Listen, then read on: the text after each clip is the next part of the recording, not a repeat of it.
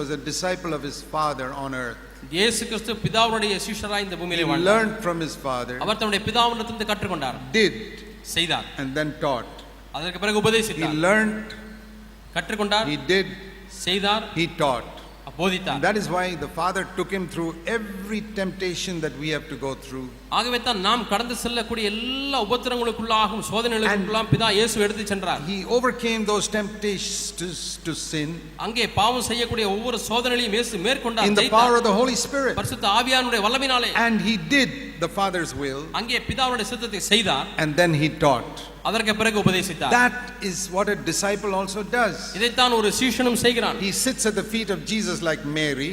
மரியாளை போல இயேசுவுடைய பாதத்தில் உட்கார்ந்து கொள்கிறான். Not like Martha, who has no time to sit at the Lord's feet, just doing something for the Lord all the time. இயேசுவினுடைய பாதத்தில் உட்கார்வதற்கு சமயம் இல்லாத மார்த்தாளை போல, ஆனால் பற்பல காரியங்களை செய்து கொண்டே இருக்கிற மார்த்தாளை போல அல்ல. 99% of Christians are like Martha. இன்னைக்கு 99% கிறிஸ்தவர்கள் 99% கிறிஸ்தவர்கள் மார்த்தாளை போல இருக்கிறார்கள். And they இருக்கிறார்கள். satisfy their conscience. I am doing something for the Lord. தேவனுக்காக நான் ஏதோ ஒன்றை செய்கிறேன் என்று சொல்லி தன்னுடைய மனசாட்சிக்கு அவர்கள் திருப்திப்பட்டுக் கொள்கிறார்கள். Cooking rice and curry for the Lord. ஆண்டவருக்காக நான் குழம்பு வைக்கிறேன், சாப்பாடு செய்கிறேன். I'm sacrificing so much. எவ்வளவோ தியாகம் செய்கிறேன். I'm spending my money sweating doing something for the Lord. பணத்தை செலவு செய்கிறேன், நான் வேர்த்து வடிய நான் வேலை செய்கிறேன் ஆண்டவருக்காக. I have no time to sit at the Lord's feet and listen like Mary. மரியாளை போல ஆண்டவருடைய பாதத்தில் உட்கார்ந்து கற்றுக்கொள்ள எனக்கு நேரம் இல்லை. I'm busy serving the Lord. நான் தேவனுக்கு ஊழியம் செய்வதில் ரொம்ப பிஸியாக இருக்கிறேன். And they come and stand before the Lord final day for their reward. கடைசி நாளிலே தேவனிடத்திலே அவருடைய வெகுமதிக்காக பலனுக்காக தேவனிடத்திலே வருகிறார்கள் மார்த்தாள்.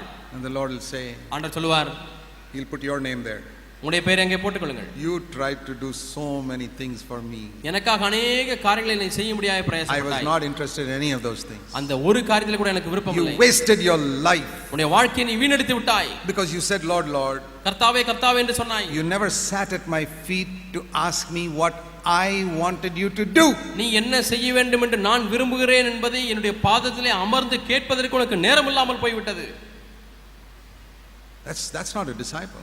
அவன் சீஷன் அல்ல. The disciple is one who does the will of God. சீஷன் யார்? தேவ சித்தத்தை செய்கிறவன். You know 1 Corinthians chapter 4 1 கொரிந்தியர் 4ஆம் அதிகாரம் verse 2. இரண்டாம் வசனம். There is a paraphrase in the English language called the Living Bible. ஆங்கிலத்திலே லிவிங் பைபிள் என்கிறதான ஒரு மொழிபெயர்ப்பு இருக்கிறது. It's a very good paraphrase. மிகவும் நல்ல ஒரு மொழிபெயர்ப்பு. And I was reading this verse in the Living Bible. இந்த வசனத்தை அந்த லிவிங் பைபிள் என்கிற மொழிபெயர்ப்பிலே வாசித்தேன். மிகவும் அழகாக சொல்லப்பட்டிருக்கிறது. 1 Corinthians 4 verse 2. 1 கொரிந்தியர் 4ஆம் அதிகாரம் 2ஆம் வசனம். This is how it says. இப்படி தான் சொல்லப்பட்டிருக்கிறது.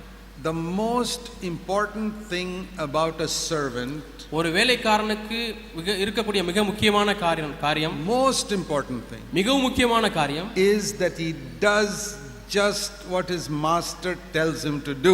தன்னுடைய எஜமான் என்ன செய்கிறாரோ அதை மட்டுமே செய்கிறவன். The most important thing about a servant is he does what his master tells him to do. ஒரு வேலைக்காரனுடைய மிக முக்கியமான காரியம் என்னவென்றால் தன்னுடைய எஜமான் செய்கிறதையே சொல்லுகிறதையே செய்கிறவன். Supposing you hire a servant in your house. உங்கள் வீட்டிற்கு ஒரு வேலைக்காரனை வேலைக்கு அமர்த்துகிறீர்கள் என்று வைத்துக் கொள்வோம்.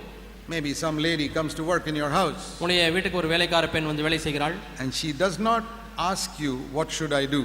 அம்மா நான் என்ன செய்யணும்னு சொல்லி கேட்பதே இல்லை. No, she has no time for that. கேட்பதற்கு நேரம் இல்லை. She just starts cleaning the house or doing this or going to this room that room, tidying up things. வீட்டுக்கு வந்த உடனே இதை சுத்தம் பண்ண அதை சுத்தம் பண்ண அதை எடுத்து துவைக்க ஆரம்பிக்கிறார்கள். All good things. செய்கிறதெல்லாம் நல்ல காரியம் தான். Spends 6 hours. 6 மணி நேரம் வேலை செய்கிறார். Does not ask you once what you should do. ஒரு முறை கூட என்ன செய்யணுமான்னு கேட்பதே இல்லை. Maybe you want her to cook. ஒருவேளை நீங்கள் அவர்கள் சமைக்க வேண்டும் என்று விரும்புகிறீர்கள். But she has no time for that. She is doing something for your house. ஆனால் அவர்களுக்கு சமைப்பதற்கெல்லாம் நேரம் இல்லை. ஆனால் ஏதோ வீட்டுக்கு வேலை செய்ய வேண்டும், வேலை செய்து கொண்டே இருக்கிறாள். Will you keep her even for more than one day? ஒரு நாளைக்காவது அப்படிப்பட்ட வேலைக்காரை வைத்திருப்பீர்களா? I don't think so. நான் அப்படி வைக்க மாட்டேன். She says, if you tell her, listen, I tell you what to do. அம்மா இங்க வாமா நான் சொல்றதை செய்மானா எனக்கு நேரம் இல்லை. No, I have no time. I've got to do some work in the house. எனக்கு நீங்க சொல்றதை கேட்கிறதுக்குலாம் நேரம் இல்லை. நான் போய் வீட்டு வேலை செய்யணும். How many days will you keep that servant? இப்படிப்பட்ட வேலைக்கார பெண்ணை எத்தனை நாள் வீட்டுக்கு வேலைக்கு செய்வதற்காக வைத்திருப்பீர்கள்? I don't think you'll keep her even for 5 minutes. 5 நிமிஷம் கூட நீங்கள் வைக்க மாட்டீர்கள். How long do you think the Lord will keep a servant who has no time to listen to him? தேவன் தமக்கு செவி கொடுக்க நேரமே இல்லை என்று ஊழியம் மட்டும் செய்து கொண்டிருக்கிறவளை தேவன் எவ்வளவு நாட்கள் வைத்திருப்பார்? Who's going around preaching, giving out tracts, going here, going there, going North India, all over the place. இங்க பிரசங்கம் பண்ணனும், அங்க பிரசங்கம் பண்ணனும், இங்க துண்டு பிரதி கொடுக்கணும், வடக்கு இந்தியாவுக்கு போகணும், அங்கே போகணும், எல்லாம் வேலை. You're not the servant of the Lord. தேவனுக்கு ஊழியக்காரர் அல்ல. You're a servant of yourself. நீங்கள் உங்களுக்கே ஊழியம் செய்கிற ஊழியக்காரர். Supposing you go and get a job in some office here. இங்கே ஒரு அலுவலகத்திலே போய் ஒரு வேலையை சேருகிறீர்கள். ஏதோ ஒரு அலுவலகத்திலே வேலை சேருகிறீர்கள். Gave you appointment order. உங்களுக்கு வேலை நியமன கடிதம் கொடுக்கப்பட்டுள்ளது. And you go there the first day. முதல் நாள் போகிறீர்கள். And you don't ask anybody what you're supposed to do. நீங்க என்ன வேலை செய்யணும்னு சொல்லி யார்ட்டுமே கேட்பதில்லை. You just look around and you do whatever you like. நீங்க அங்க போய் சுத்தி ஒன்றும் பாட்டு நீங்க பாட்டுக்கு ஏதாவது வேலை செய்து கொண்டே இருக்கீங்க. Sit at some table and do what you like. அங்க யாரோ வேற ஒருத்தருடைய மேஜை நாற்காலி அதிலே உட்கார்ந்து கொண்டு வேலை செய்கிறீர்கள். The boss says, come here, I'll tell you what to do, what your job description is. உன்னுடைய வேலை கொடுத்த வேலை அதிகாரி மேலதிகாரி நீ வாப்பா உனக்கு வேலை என்னென்ன செய்ய வேண்டும் என்று உனக்கு சொல்லுகிறேன் என்று கூப்பிடுகிறார். No, I'm very busy working here in the office. இல்ல நான் வர மாட்டேன், நான் அலுவலகத்தில் வேலை செய்து கொண்டிருக்கிறேன் என்று சொல்லி வேலை செய்கிறீர்கள். They will not keep you even for 5 minutes in that office. அந்த அப்படிப்பட்ட அலுவலகத்திலே உங்களை 5 நிமிடம் கூட வைக்க மாட்டார்கள். You think you're serving the Lord? தேவனுக்கு ஊழியம் செய்கிறேன் என்று எண்ணிக்கொண்டிருக்கிறீர்கள். That's what the Lord told Martha. இப்படிதான் தேவன் மார்த்தாளை பார்த்து சொன்னார். You're worried about so many things. நீ பற்பல காரியங்களை குறித்து கவலைப்பட்டு கலங்குகிறாய்.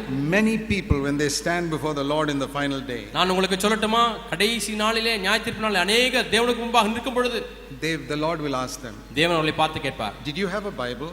உனக்கு ஒரு வேதம் இருந்ததா? Did you read Luke chapter 10? லூக்கா 10ஆம் அதிகாரத்தை நீ வாசித்தாயா? Did you read the last verse? அதனுடைய கடைசி வசனத்தை வாசித்தாயா? That only one thing is needful. தேவையானது ஒன்றே என்ற வசனத்தை வாசித்தாயா? To sit at my feet and listen like Mary. மரியாளை போல என்னுடைய பாதத்திலே உட்கார்ந்து கற்றுக்கொள்ள வேண்டும் என்பதை வாசித்தாயா? Did you read what I told Martha? மார்த்தாளுக்கு நான் சொன்னதை வாசித்தாயா? What did you do in your life? உன் வாழ்க்கையில் என்னதான் செய்தாய்? You had no time to sit and listen at my feet. என்னுடைய பாதத்திலே உட்கார்ந்து கவனிப்பதற்கு உனக்கு நேரம் இல்லை. You sat many hours at the feet of these useless television preachers. ஒன்றுக்கும் பிரயோஜனமற்றதான டிவி பிரசங்கியார்களுக்கு முன்பு அவருடைய பாதத்திலே உட்கார்ந்து கொண்டாய். No time to sit with my word and see what I have to tell you. என்னுடைய வார்த்தையை வைத்து நான் உனக்கு என்ன சொல்ல விரும்புகிறேன் என்பதை கற்றுக்கொள்வதற்கு உனக்கு நேரம் இல்லை. You got an opportunity to serve here, opportunity to serve there, opportunity to serve there. You did all that thinking you were serving me.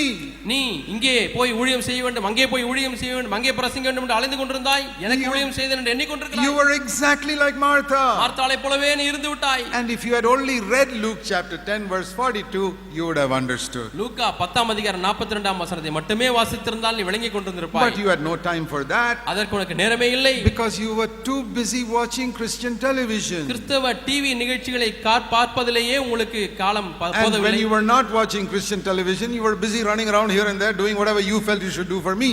அப்படி அந்த டிவி நிகழ்ச்சிகளை கவனிக்காத நேரங்களிலே எனக்கு நீ என்ன செய்ய வேண்டும் என்று நீ உணர்ந்தாயோ அதை செய்வதிலேயே நீ ஈடுபட்டு விட்டாய். After I left the Navy, கப்பற்படை வேலையை நான் விட்ட பிறகு for 9 years I was like Martha. 9 ஆண்டுகளாக நான் மார்த்தாளை போல தான் இருந்தேன். I had no time to sit at the Lord's feet. ஆண்டவருடைய பாதத்தில் உட்கார்வதற்கு எனக்கு நேரமே இல்லை. The need was so great. தேவை பெரிதா இருந்தது. There are about 600 million people in India. இந்திய தேசத்திலே 600 மில்லியன் மக்கள் இருக்கிறார்கள். Oh, you got to save them. அவர்களை You ரட்சிக்க got to do வேண்டும். this, you got to do that. இதை செய்ய வேண்டும், அதை செய்ய வேண்டும், அங்கே போக வேண்டும். Till the Lord stopped me ஆண்டவர் என்னை நிறுத்தும் வரை and said, one thing is needful. தேவையானது ஒன்றே என்று. The Lord had told me that 50 years earlier. 50 ஆண்டுகள் முன்பதாக ஆண்டவர் எனக்கு சொல்லிவிட்டார். But I got into the rut of Christian work. ஆனால் கிறிஸ்து ஊழியம் என்கிற சொல்லக்கூடிய அந்த காரியத்திலே தெளித்து விட்டேன். And I became a backslider. நான் ஒரு பின்மாற்றக்காரனாய் மாறினேன். I thank God the Lord stopped me. தேவன் அங்கே என்னை நிறுத்தினார். ஆகவே நான் தேவனுக்கு நன்றி செலுத்துகிறேன். And told me to sit at his feet and listen. அவருடைய பாதத்திலே உட்கார்ந்து கற்றுக்கொள்ளும்படியாய் சொன்னார். Do only what he tells me to do. நான் செய்யும்படியாக எதை சொல்லுகிறாரோ அதை மட்டுமே செய்யும்படிக்கு. So many people around me gave me suggestions. Brother Zach, you must do this, you must do that, you must do this. என்னை சுற்றிலும் இருக்கிற அநேக மக்கள் எனக்கு பல ஆலோசனை சொல்லுகிறார்கள். சகோதரர் ஜாக் அவர்களே, நீங்கள் இதை செய்ய வேண்டும், அதை செய்ய வேண்டும், அதை செய்ய வேண்டும். Why aren't you sending people from your church to North India? ஏன் உங்களுடைய மக்கள் சபை மக்களை வட இந்தியாவுக்கு அனுப்புவதில்லை? I am deaf to the voices of men. மனுஷனுடைய சத்தத்துக்கு நான் செவிடனாகி விட்டேன். I want to listen to Jesus. இயேசுவுக்கு நான் செவி கொடுக்க விரும்புகிறேன். Because ultimately I have to answer to him. I am his servant, not the servant of these men. நான் இந்த மனிதர்களுக்கு ஊழியக்காரன் அல்ல, நான் சர்வ வல்லமையுள்ள தேவனுக்கு தான் ஊழியக்காரன். Dear brothers and sisters, அருமையான சகோதர சகோதரி, you want to be a disciple? நீங்கள் சிஷ்யனா இருக்க வேண்டுமா? Then learn to listen. அவருடைய பாதத்திலே உட்கார கற்றுக்கொள்ளுங்கள். And do what he tells you to do. அவர் என்ன செய்ய முடியாது உங்களுக்கு சொல்கிறாரோ அதை செய்யுங்கள். If you don't do that, நீங்கள் அதை செய்யாவிட்டால், now listen to this. இங்கே கேளுங்கள். I told you there's a lot of deception in the last days. கடைசி நாட்களில் எவ்வளவோ வஞ்சனைகள் இருக்கும் என்று நான் உங்களுக்கு சொன்னேன். Matthew chapter 7 மத்தேயு 7ஆம் அதிகாரம் and verse 21. 21ஆம் வசனம். Those who say and those who do. சொல்லுகிறவர்கள் செய்கிறவர்கள். And do what? எதை செய்ய வேண்டும்? Not do anything like Martha, மார்த்தாளை போல எதையாவது but செய்கிறவர்கள் அல்ல, do the will of my Father. என்னுடைய பிதாவின் சித்தத்தின்படி செய்கிறவர்கள். How can you know the will of God if you don't listen to God? தேவனுக்கு செவி கொடுக்காத பட்சத்திலே தேவனுடைய சித்தம் என்ன என்பதை எப்படி உங்களுக்கு தெரியும்? Religious people are the most active people among Christians in India. இந்திய தேசத்தில் உள்ள கிறிஸ்தவர்களில் அதிகமாக கிரியை செய்கிறவர்கள் யார் என்று சொன்னால் மதவாதிகள் தான். They are not spiritual. அவர்கள் ஆவிக்குரியவர்கள் அல்ல. They don't have a godly home. அவர்களுக்கு தேவபக்தியுள்ள They குடும்பம் don't இல்லை. control their tongue. இன்னும் நாவை கட்டுப்படுத்தவில்லை.